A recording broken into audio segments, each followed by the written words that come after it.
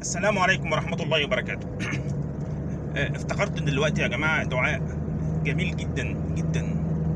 دعاء كل ما بقوله بحس فيه بخضوع لله سبحانه وتعالى، بذل لله سبحانه وتعالى، بانكسار لله سبحانه وتعالى. وطبعا احنا عارفين كل ما تبقى فيه مذلول لله سبحانه وتعالى وخاضع لله سبحانه وتعالى وتطلب منه اي حاجة ربنا بيلبيها لك على طول. كل ما تبقى خاضع اكتر ربنا بيلبي الدعاء اكتر، يستجيب الدعاء اكتر.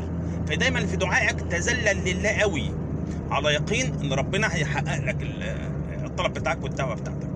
انا لما ابقى عندي في حالات حزن او كرب او ضيق او قلق او مشكله، هو دعاء اللي بيخرجني من الحاله دي باسرع وقت ممكن، وببقى على يقين ان ربنا سبحانه وتعالى هيحقق لي الامنيه دي. دعاء جميل جدا. الدعاء بيقول ايه؟ اللهم إني عبدك وابن عبدك وابن أمتك، ناصيتي بيدك، ماض في حكمك، عدل في قضاؤك. اللهم إني أسألك بكل اسم هو لك، سميت به نفسك أو أنزلته في كتابك أو علمته أحدا من خلقك أو استأثرت به في علم الغيب عندك، أن تجعل القرآن العظيم ربيع قلبي وجلاء همي وذهاب غمي. اللهم علمني منه ما جهلت وذكرني منه ما نسيت، وارزقني تلاوته آناء الليل وأطراف النهار حتى ترضى عنا يا كريم. دعاء جميل جدا جدا جدا، في كمية خضوع لله سبحانه وتعالى، اعتراف بضعف الإنسان وقوة الله سبحانه وتعالى وعزة الله سبحانه وتعالى. دعاء جميل جدا. مفيش حد بيقول الدعاء ده على يقين ان هو لو في حالة حزن او ضيق او قلق بيتبدل حاله بفرح وبهجة وسرور واطمئنان في السريرة. دعاء جميل جدا يا جماعة بصراحة. يعني بتقول الدعاء ده بتحس كده بحاجة، بنور دخل قلبك، بتحس براحة نفسية كده اول ما بتقول الدعاء ده. بس كل ما بتقوله بخشوع، كل ما بتقوله بيقين، كل ما بتقوله وحاسس ان انت خاضع لله سبحانه وتعالى. ويا سلام بقى لو انت بتقوله وانت ساجد، لو انت راسك متمرغه في الارض، في التراب، يعني جبينك كده في التراب وانت بتقول الدعاء ده. يا سلام على لذة الايمان ولذة حلاوة الدعاء وانت بتقوله لله سبحانه وتعالى في هذه الحالة. دعاء والله العظيم يا جماعة جميل.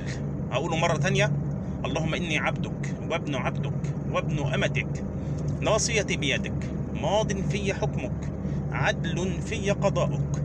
اللهم إني أسألك بكل اسم هو لك، سميت به نفسك أو أنزلته في كتابك أو علمته أحدا من خلقك أو استأثرت به في علم الغيب عندك، أن تجعل القرآن العظيم ربيع قلبي وجلاء همي وذهاب غمي. اللهم علمني منه ما جهلت وذكرني منه ما نسيت، وارزقني تلاوته آناء الليل وأطراف النهار حتى ترضى عنا يا كريم. واحنا طبعا بندعو بالقرآن الكريم لأن القرآن الكريم فيه شفاء للناس.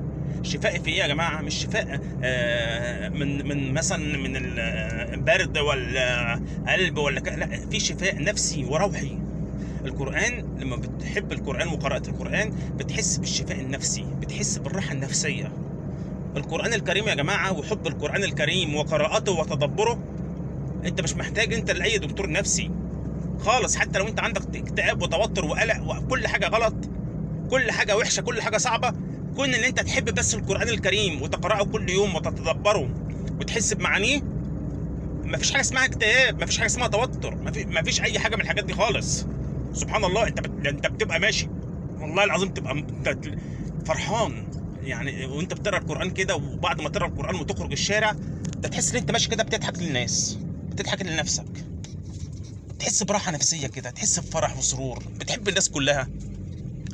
فعشان كده احنا في الدعاء بتاعنا بنقول القرآن الكريم ربيع قلبي وجلاء همي وذهاب غم. عشان كده اوقات كويسة فبصراحة دعاء كويس جدا. وفي طبعا أداة كمان للقلق والخوف والتوتر والحاجات ديت، زي مثلا اللهم إني أعوذ بك من الهم والحزن، وأعوذ بك من العجز والكسل، وأعوذ بك من الجبن والبخل، وأعوذ بك من غلبة الدين وقهر الرجال.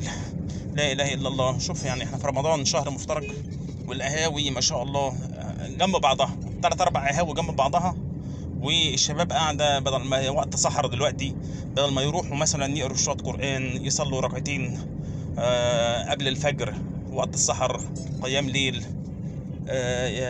يسبحوا ربنا سبحانه وتعالى، يذكروا الله، قاعدين على القهاوي. بس ربنا يهديهم، احنا برضو كنا في يوم من الايام زيهم.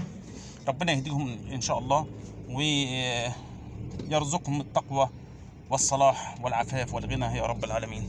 لا اله الا انت سبحانك اني كنت من الظالمين. وصلى الله على سيدنا محمد وعلى اله وصحبه وسلم، امين. والسلام عليكم ورحمه الله وبركاته.